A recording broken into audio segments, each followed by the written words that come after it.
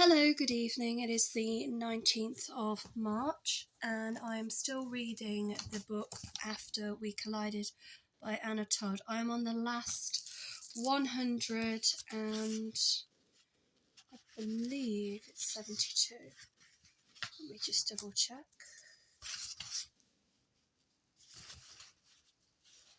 I'm on the last 174 pages of this book.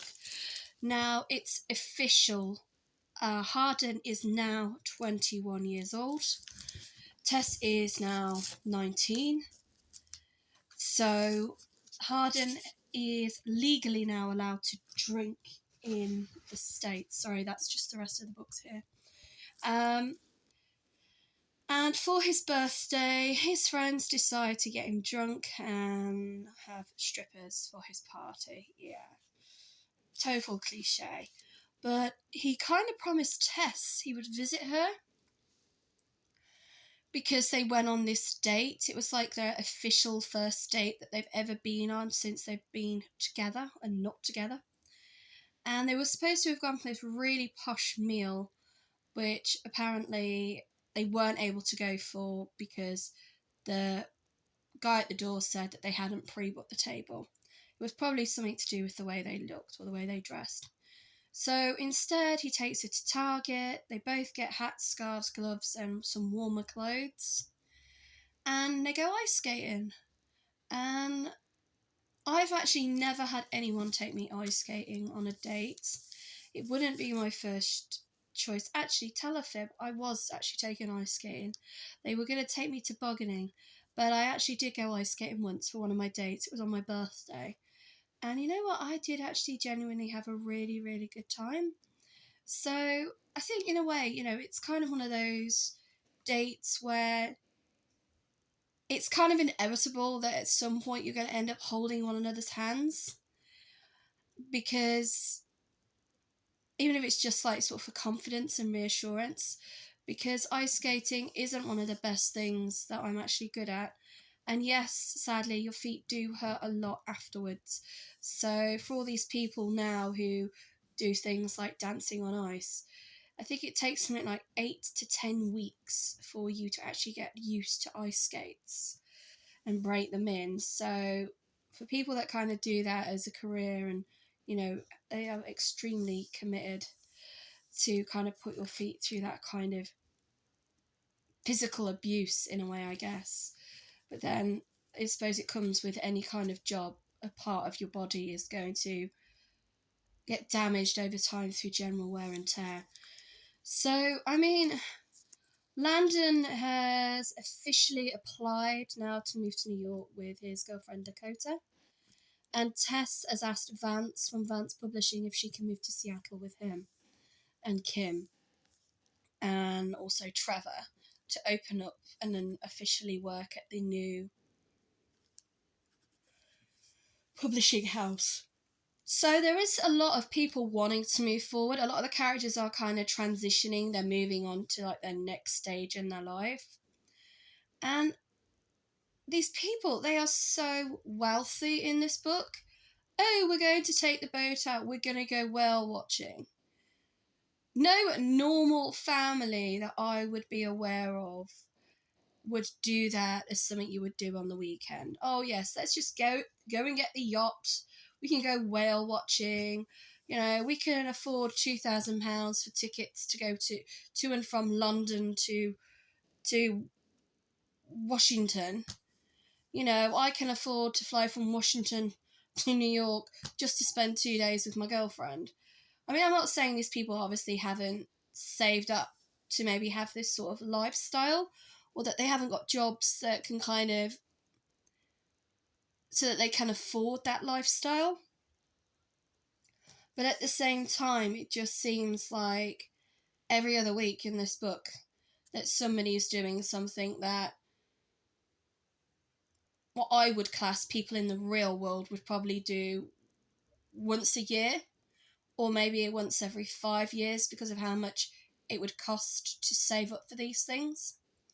So in some ways it just sounds a little bit too realistic, unless obviously you're from a family that is what would be classed as blue blood, and, you know, so you're already born into wealth. And so, yeah, it is a bit strange to sort of be reading something like this, and where these sort of the characters seem to live this sort of highfalutin lifestyle. The other thing you would do actually find out in the book is that the reason why why Harden is able to go to college in America is because when his parents actually split up, his dad would pay his mum like an allowance. And so instead of using that money, she saved it.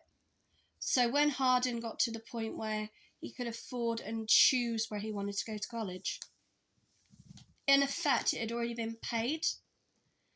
So I know there was like a lot of resentment earlier on in the book, and Harden's already admitted, you know, he's got like another year at college.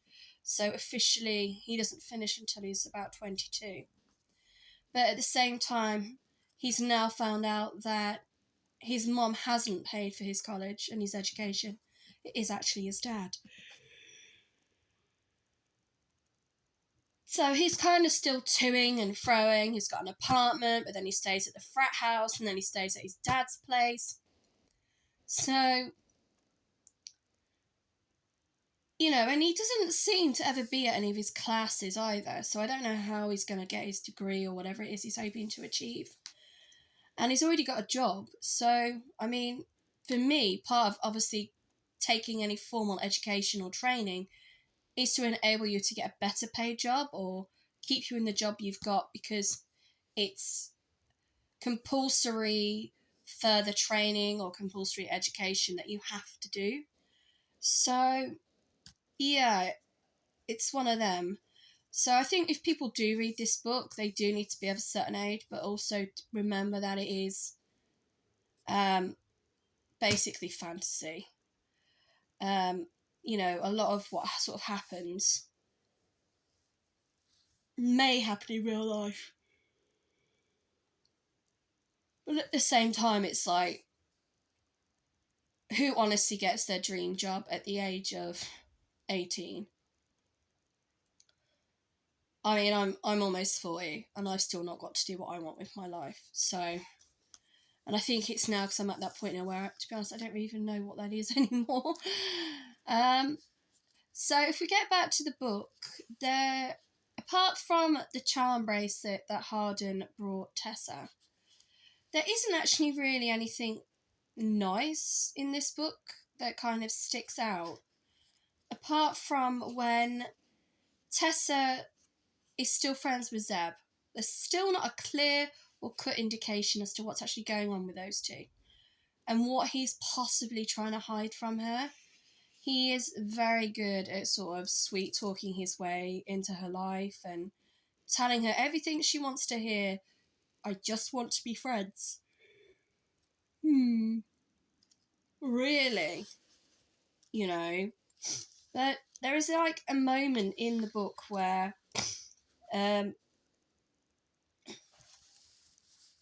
she finds out a little bit more about Zeb and what he's doing. So, just like Harden, he is a bit of a dark horse. He's a bit of a grease monkey, so he knows how to fix vehicles, and he does that over the weekend.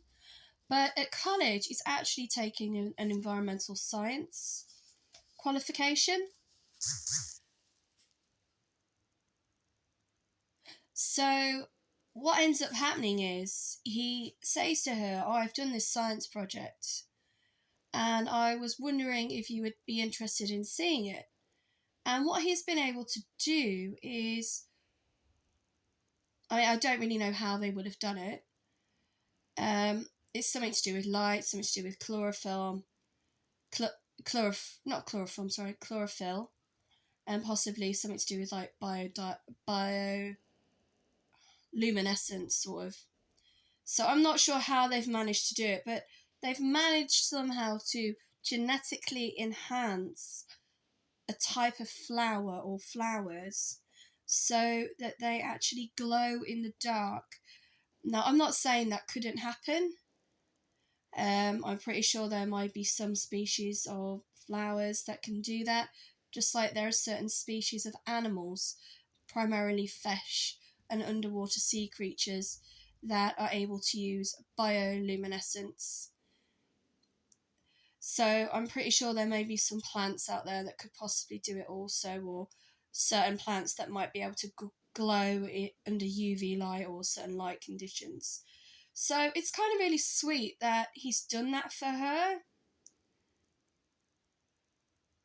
And so he turns off the lights and he shows her how these flowers are glowing in the dark. And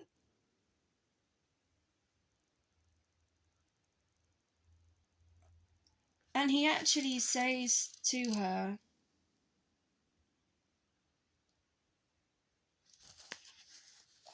"Let me be the one to show you how happy you could be." So he still wants to sort of prove to her that that could be possible.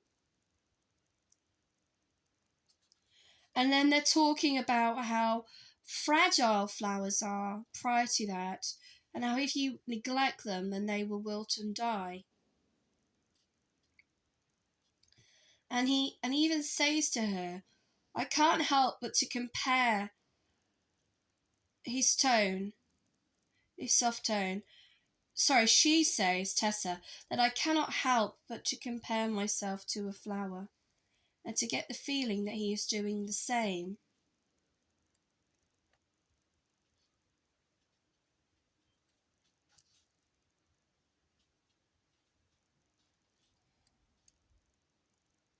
So, it is kind of like a very sort of sweet and tender moment in the book, which, I really enjoyed reading.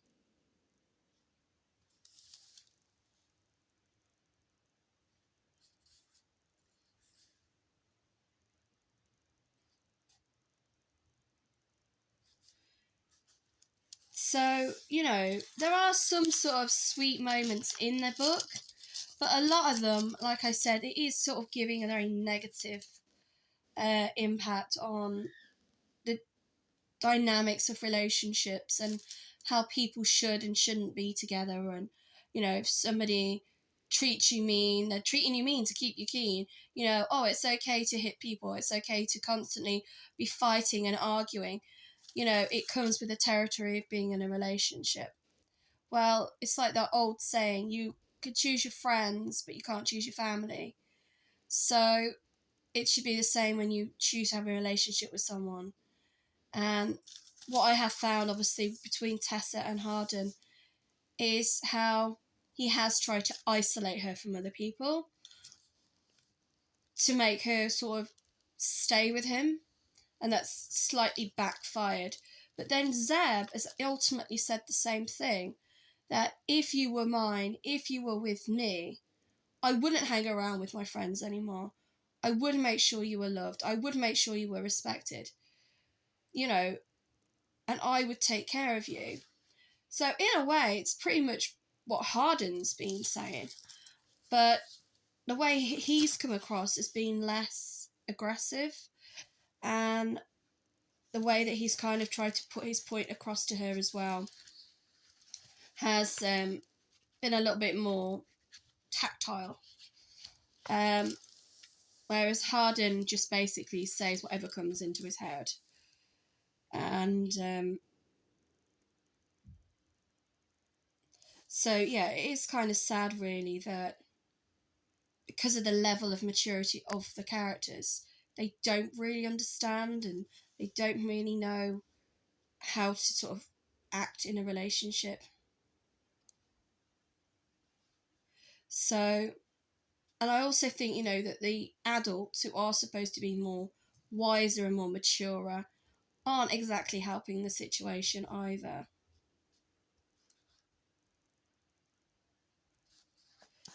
And they're not being, in one hand they are trying to be supportive, but on the other, they're still sort of saying, "Come on, Tess, forgive Harden, you need to, you love him." And at the same time, they've been saying the same thing to him. You know, you need tests, stop being an idiot. You know, learn to sort of learn from your mistakes. And she'll take you back. So thank you very much. I'm hoping to get the last bit of the book finished hopefully tonight. If not, it'll be the early hours of tomorrow morning. So thank you once again, and then it will be on to book 3.